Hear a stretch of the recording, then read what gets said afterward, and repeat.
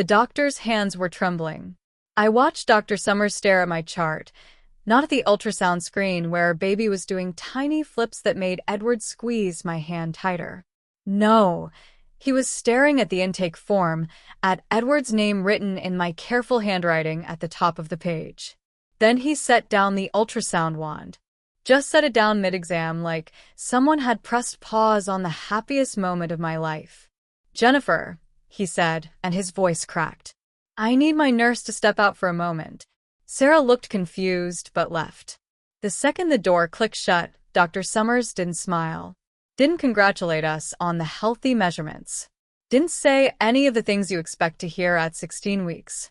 Instead, he gripped the edge of the examination table so hard his knuckles went white. "You need to file for divorce. Today. Before you go home." I actually laughed.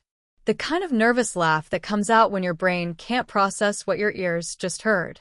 Edward would have laughed too if he'd been in the room, but Dr. Summers had sent him to get coffee from the lobby. What? "Dr. Summers, I don't understand. Is something wrong with the baby?" "The baby is fine." His eyes met mine, and I saw something I'd never seen in 8 years of appointments. Raw terror. "Jennifer, your husband is going to kill you. And I'm the one who's supposed to help him do it." The room tilted. My hands instinctively went to my belly, protecting something I didn't even understand, yet needed protecting from.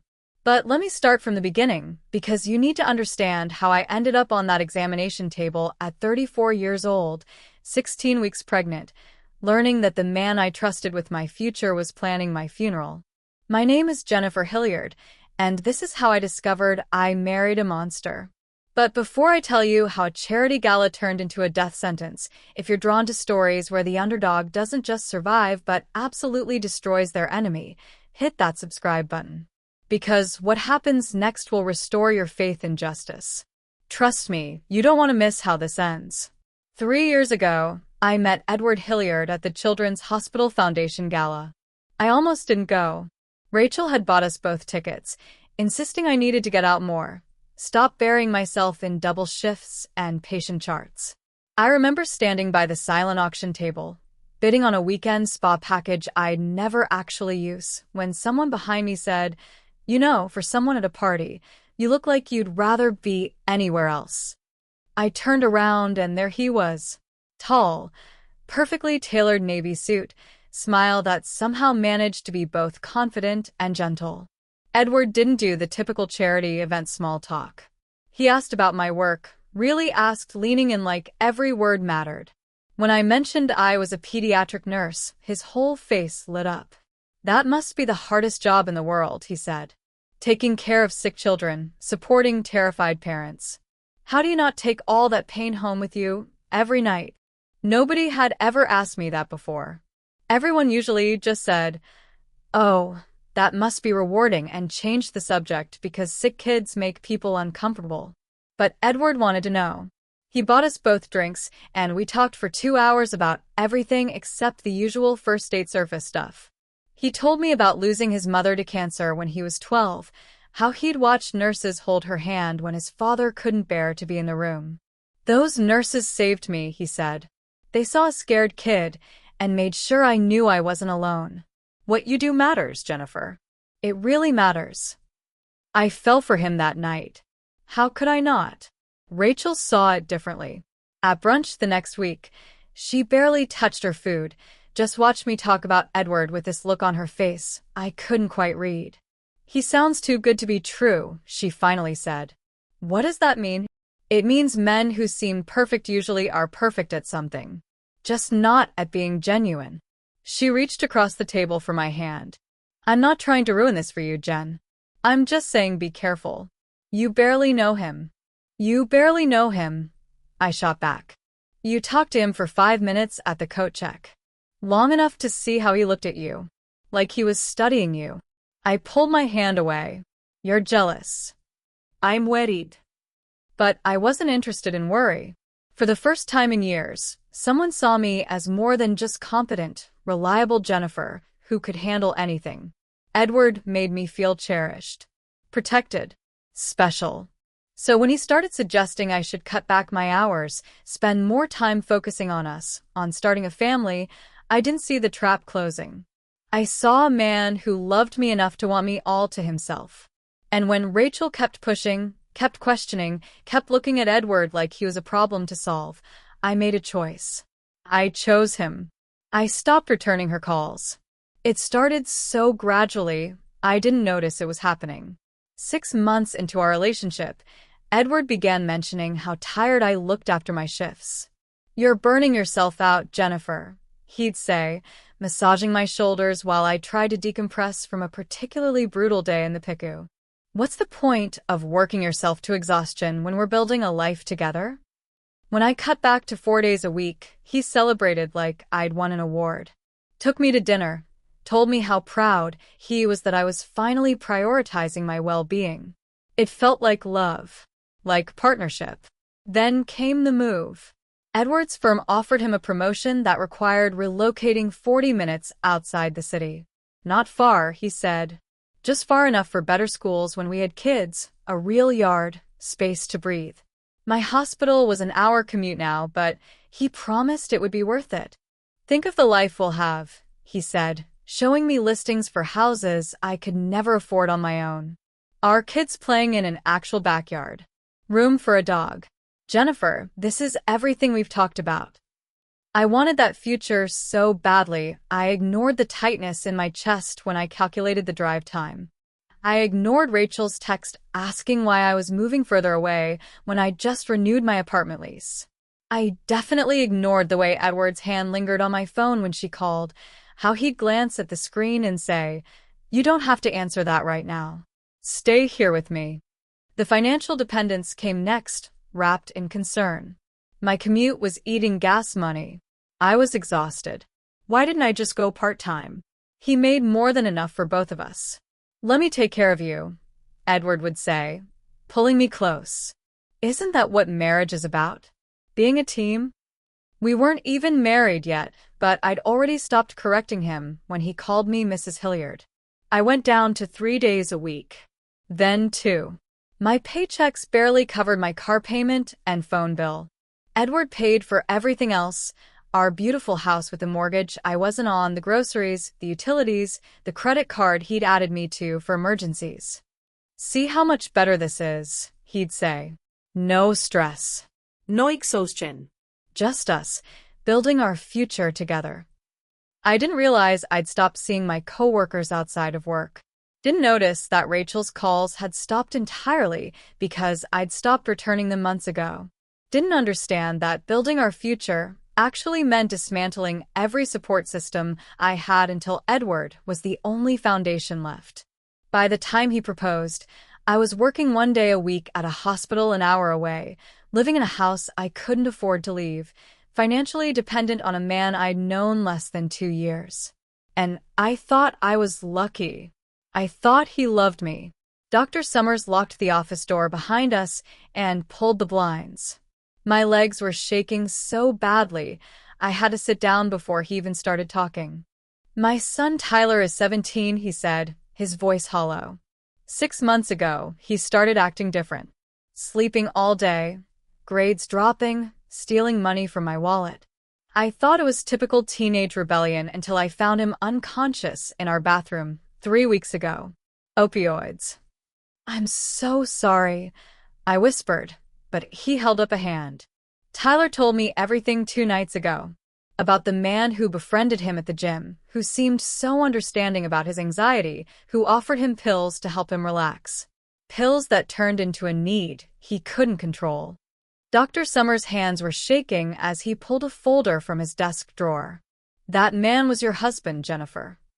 The room spun. No. Edward wouldn't. Edward has been supplying Tyler for months.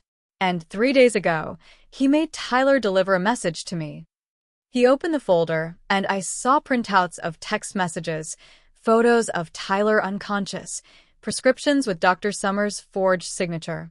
He told me to start documenting severe depression in your medical records. Postpartum psychosis markers. Suicidal ideation.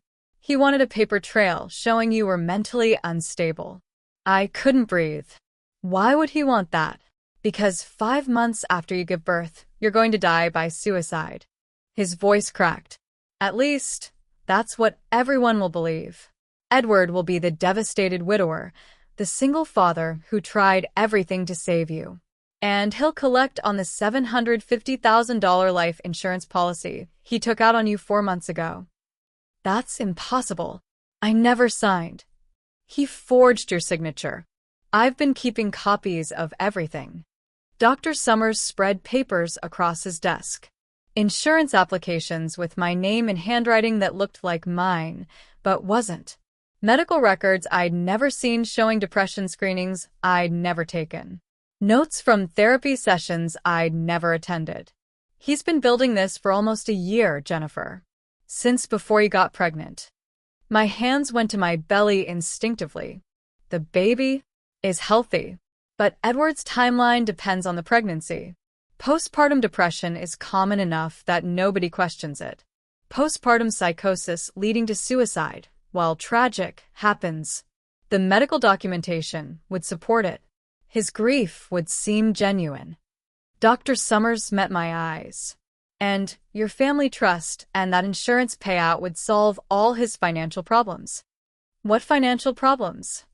He slid another document across the desk. Credit reports. Gambling debts. Accounts so far underwater I couldn't process the numbers. Your husband is drowning, Jennifer. And he's decided you're his lifeboat. I stared at the papers, at Edward's signature next to mine that wasn't mine, at the timeline that ended with my death, and finally understood what Dr. Summers had risked everything to tell me. I hadn't married a husband. I'd married my murderer. I sat in Dr. Summers' office for 20 minutes after he left to give me privacy, staring at my phone like it was a weapon I didn't know how to use. Finally, I typed Edward's name into Google with hands that wouldn't stop shaking. The obituary appeared on the second page of results. Lauren Elizabeth Caldwell Hilliard, 29, passed away unexpectedly on March 14, 2019.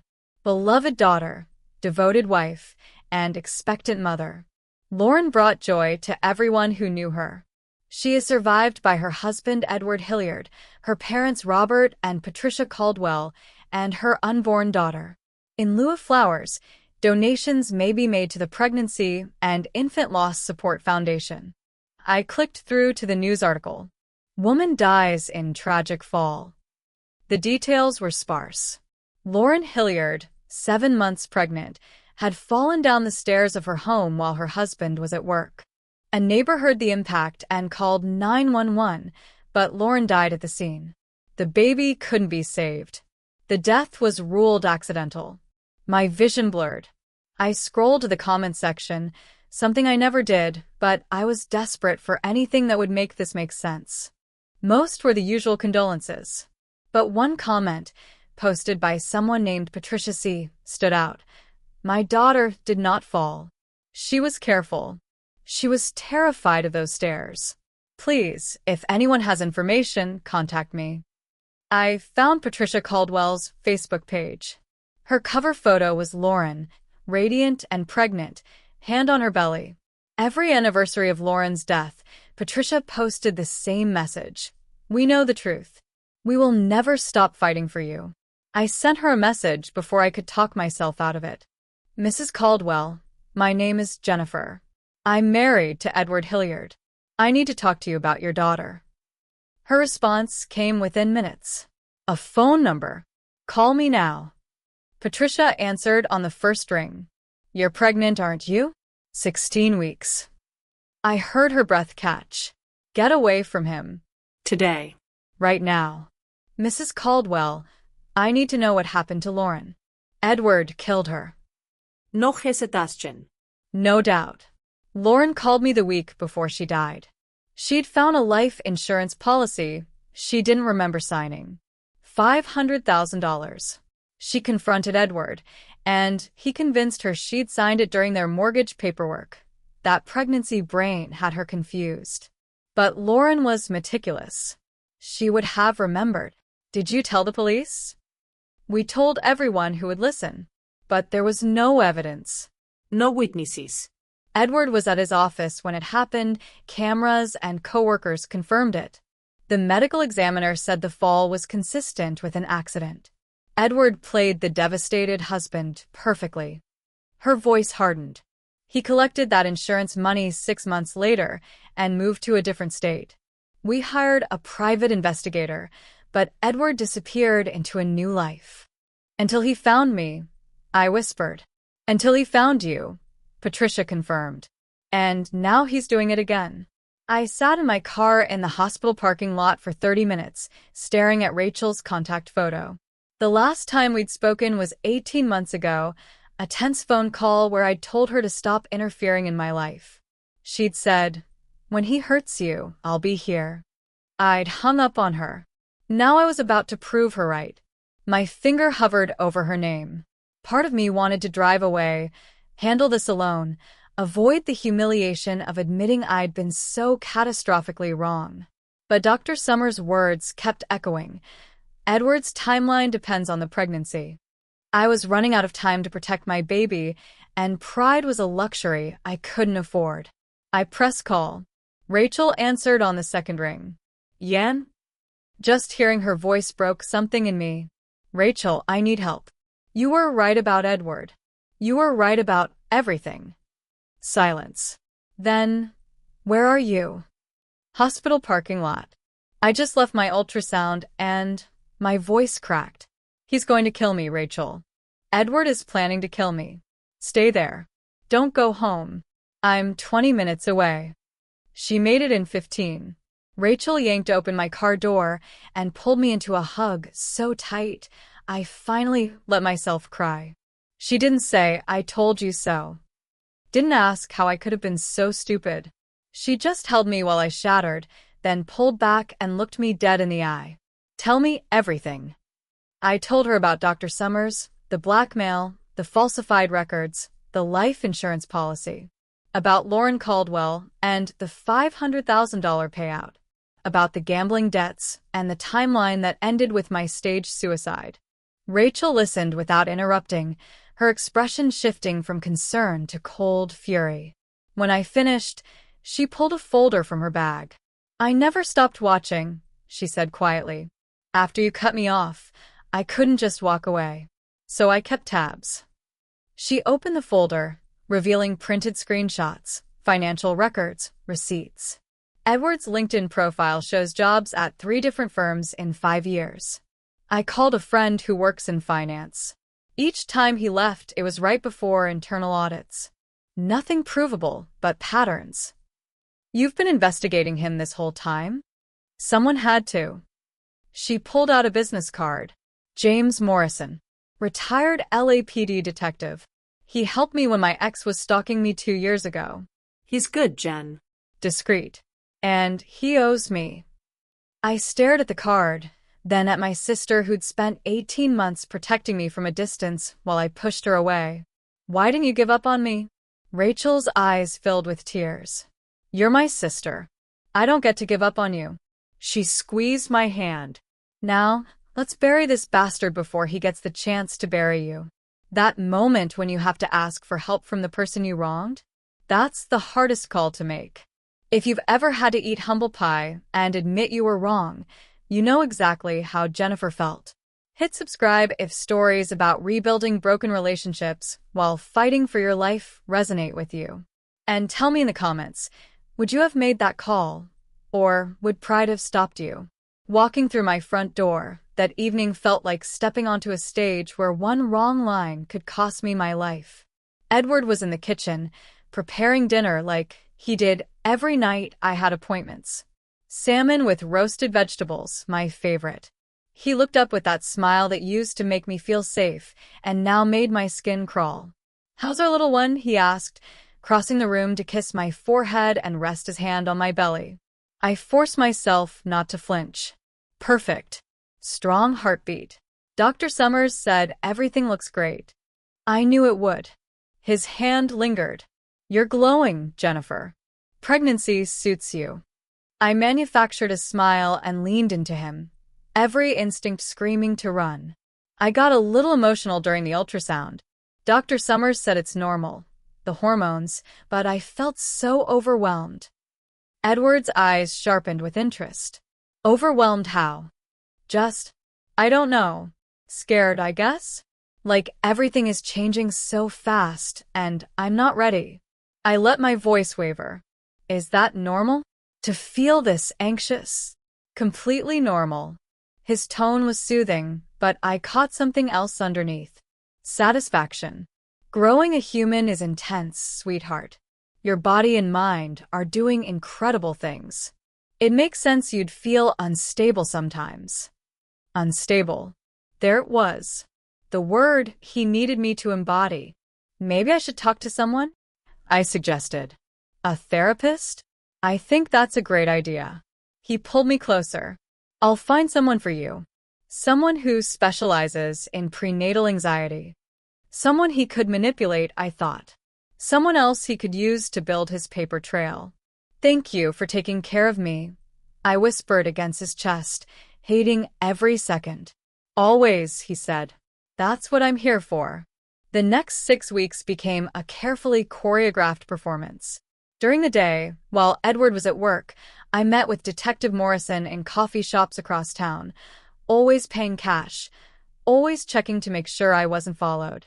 We reviewed bank statements showing Edward's gambling debts. Patricia Caldwell provided Lauren's case files. Dr. Summers handed over every falsified document. At night, I played the increasingly fragile wife. I cried over commercials. I apologized for being hormonal. I let Edward see me staring at nothing, then startled when he touched me, feeding his narrative of instability.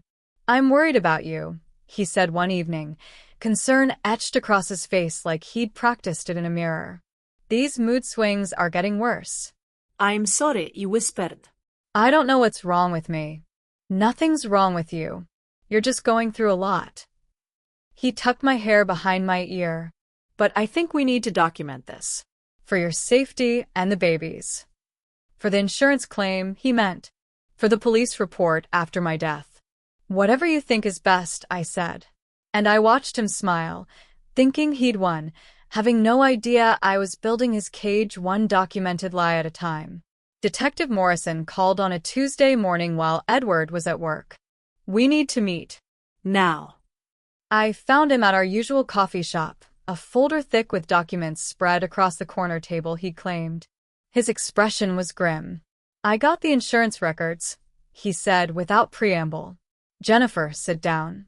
I sat, my hand instinctively moving to my belly, where the baby was doing somersaults. Morrison slid the first document across the table. Life insurance policy, $750,000, issued 7 months ago through Atlantic Fidelity. Beneficiary, Edward Hilliard. My own signature stared back at me from the bottom of the application, except it wasn't my signature. Close, but the loops were wrong, the pressure too even. I never signed this. I know. I had a forensic document examiner look at it. He showed me the analysis report, highlighting the inconsistencies. It's good forgery, but it's still forgery.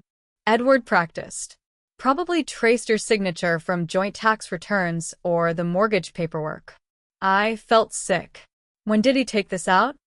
2 months before you got pregnant. Morrison's jaw tightened. He planned this, Jennifer. The timeline is meticulous. He pulled out another document and my blood ran cold. Double indemnity clause for accidental death or suicide. If you die from either cause, the payout doubles to $1.5 million. Suicide pays out. Not usually. But Edward specifically purchased a policy with a suicide clause that activates after the 2-year contestability period. Morrison pointed to the date. That period ended 3 weeks ago. Your death would be covered now. The room tilted. Edward had been counting down days, waiting for the moment when my death would be most profitable. There's more.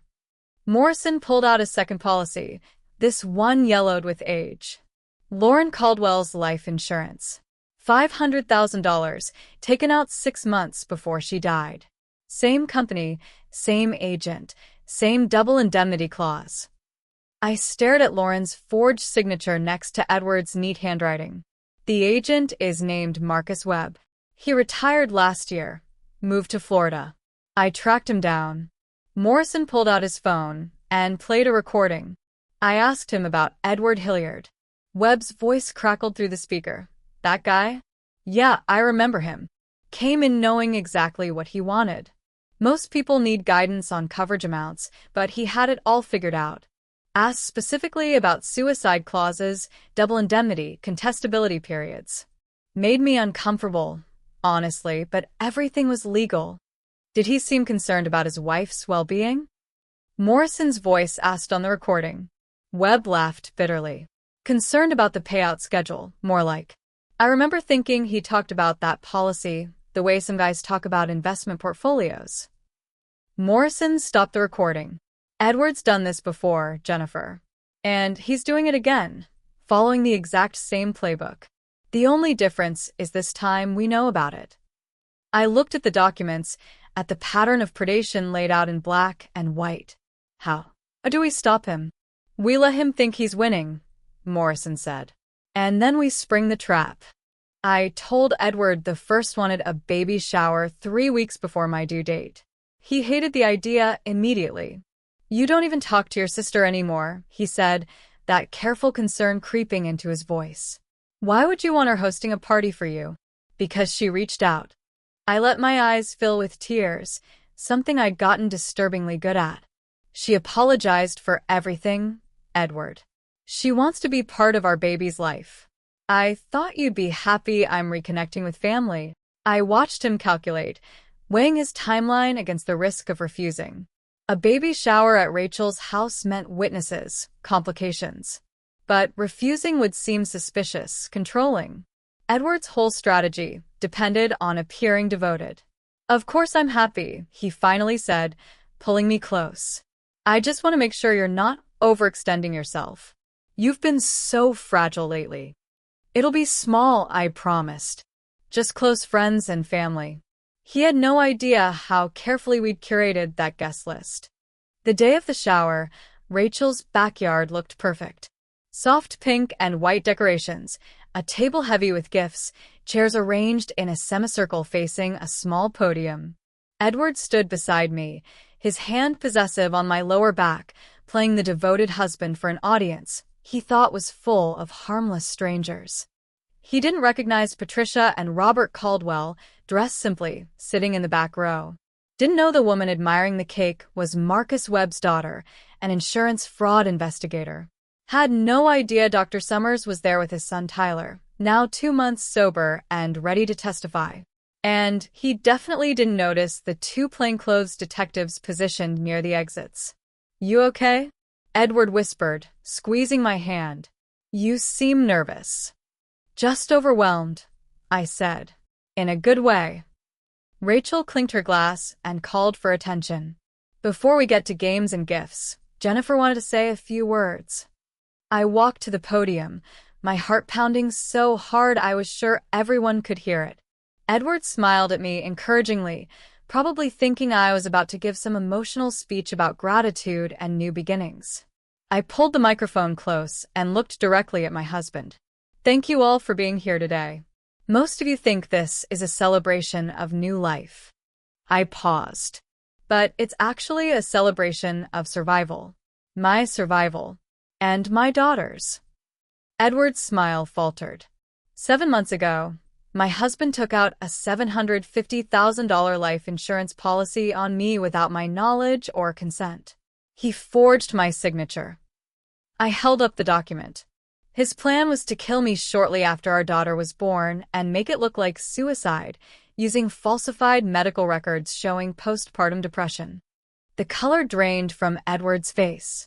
He's done this before. I continued, my voice steady now. To his first wife, Lauren Caldwell, who died under suspicious circumstances at 7 months pregnant. Edward stood, his chair scraping against the concrete. Jennifer, your hormones. Detective Morrison, I said calmly. The plainclothes officers moved forward. Edward's face shifted through expressions faster than I could track them. Confusion, anger, calculation, fear. He looked at the exits, at the detectives closing in, at me standing at the podium with documents in my hand and absolute certainty in my eyes. "This is insane," he said, his voice rising. "Jennifer, you're not well. Everyone can see you're having a breakdown. This is exactly what I've been worried about." "Dr. Summers," I said, cutting him off, "would you like to explain the medical records Edward blackmailed you into falsifying?" Dr. Summers stood, his face gray but resolute. "I documented sessions that never happened, depression screenings Jennifer never took, and suicidal ideations she never expressed. Edward Hilliard forced me to create a false psychiatric history by threatening my son's life and freedom." Tyler stood beside his father, visibly shaking but determined. "Edward got me addicted to opioids. He gave me pills, then threatened to tell the police I was dealing unless my dad did what he wanted." Edward's mask finally cracked. "You can't prove any of this. It's her word against mine, and she's clearly unstable." "We have the forged insurance documents," Detective Morrison said, stepping forward with handcuffs ready. "We have testimony from the insurance agent who sold you an identical policy before your first wife's death. We have the falsified medical records with metadata showing when they were altered. We have your financial records showing $180,000 in gambling debts you needed Jennifer's death to resolve." Patricia Caldwell stood, her voice breaking. "And we have Lauren's case reopened. The FBI is exhuming her body as we speak." That's when Edward ran. He made it 6 feet before both detectives tackled him to the ground. The baby shower guests scattered as he fought, screaming about false accusations and conspiracy, his careful facade completely shattered. "Edward Hilliard," Detective Morrison said, wrenching Edward's arms behind his back, "you're under arrest for conspiracy to commit murder, insurance fraud, forgery, and blackmail. You have the right to remain silent." Edward's eyes locked on mine as they hauled him to his feet. "You stupid bitch. You were supposed to love me. You were supposed to trust me." "I did," I said quietly. "That was your mistake. Thinking I'd stay stupid." They dragged him away still screaming, and I finally let myself breathe. Justice served. But Jennifer's story doesn't end with Edward in handcuffs. If you want to see more stories where the villain actually loses and the survivor gets her happy ending, you need to subscribe right now. Because on this channel, we don't do victims. We do warriors. And there are dozens more stories like this waiting for you. Rachel was beside me instantly, her arm around my shoulders. Patricia Caldwell approached slowly, tears streaming down her face. "Thank you," she whispered, "for giving Lauren justice. For stopping him before." She couldn't finish, but she didn't have to. "I'm so sorry," I said. "I'm so sorry for what he did to your daughter. You have nothing to apologize for. You survived." She placed her hand gently on my belly. "You both did." 3 weeks later, I gave birth to a healthy baby girl. Rachel was in the delivery room, holding my hand the way she'd been holding me together through everything. Dr. Summers stopped by to check on us, Tyler's 90-day sobriety chip in his pocket and hope back in his eyes.